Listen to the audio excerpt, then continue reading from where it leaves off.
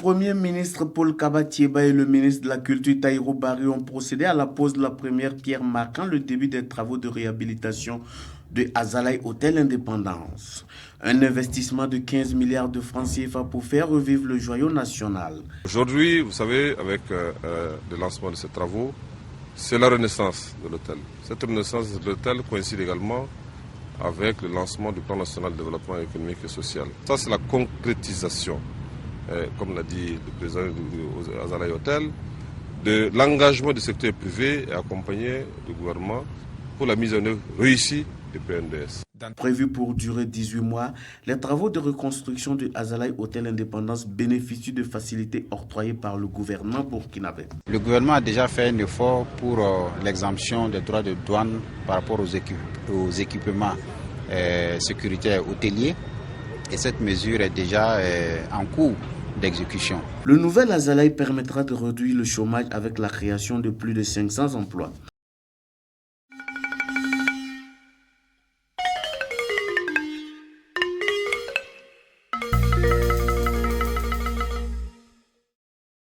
Arrivé en pompe des étalons médaillés de bronze de la CAN 2017, le Premier ministre himself au pied de la passerelle pour les accueillir.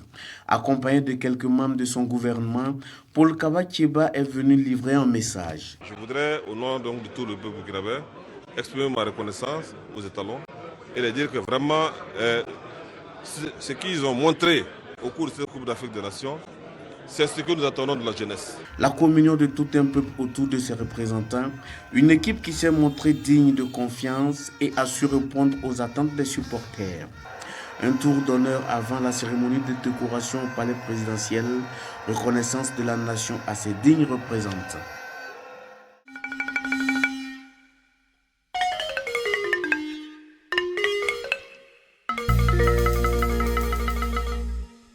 Mardi 7 février dernier, le ministre du Commerce, de l'Industrie et de l'Artisanat a visité la société de fabrication de coton burkinabé.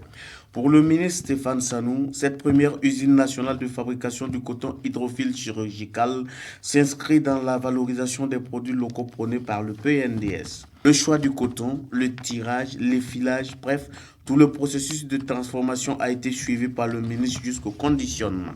Avant de lui faire signer le livre d'or, la jeune équipe de la Sofacob a souhaité être soutenue dans cette entreprise novatrice. Une doléance d'office prise en compte selon Stéphane Sanou car son département ne ménage aucun effort pour soutenir toutes les initiatives promotrices de l'or blanc.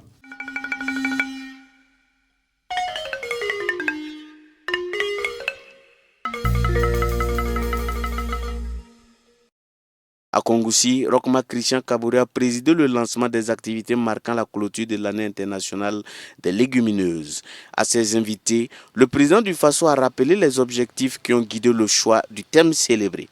Les légumineuses comptent parmi les aliments à haute valeur nutritive, notamment en protéines, et sont peu onérées comparativement aux produits d'origine animale. D'où la décision de l'Organisation des Nations Unies pour l'alimentation et l'agriculture de faire de 2016 l'année internationale des légumineuses pour en soutenir la production. La fragilité des systèmes alimentaires en Afrique subsaharienne a conduit le gouvernement burkinabé à la mise en place d'une politique de protection nutritionnelle afin de protéger sa population. La crise alimentaire et nutritionnelle survenue au Burkina Faso en 2011 a touché environ 3 millions de personnes. Face à ce constat, et au regard de la fréquence et l'ampleur des crises similaires survenues au cours des dernières décennies dans les régions structurellement déficitaires du pays, le gouvernement a mis l'accent sur le développement des légumineuses afin d'atténuer la vulnérabilité des femmes, accroître la résilience des populations comme solution aux difficultés récurrentes. Les représentants du système des Nations Unies ont traduit leur soutien à la politique alimentaire du gouvernement burkinabé. Le président du FASO a fait une inspection de la qualité des produits agricoles présentés pour l'occasion. L'hôte du jour a repris la route avec ses invités pour la capitale où la cérémonie devra prendre fin avec la déclaration de Ouagadougou.